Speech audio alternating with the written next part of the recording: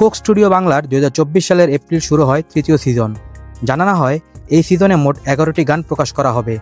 এরপর মাত্র 3টি গান প্রকাশের পরই হঠাৎ বন্ধ হয়ে যায় নতুন গান প্রকাশ।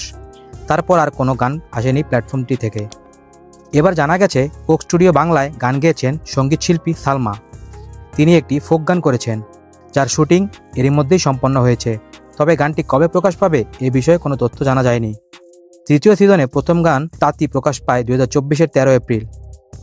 এরপর 3 মে আসে দ্বিতীয় গান মা লো মা।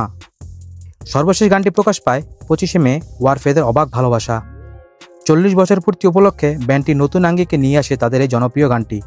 এরপর নতুন গান প্রকাশের জন্য প্রস্তুত থাকলেও তা আর আসেনি।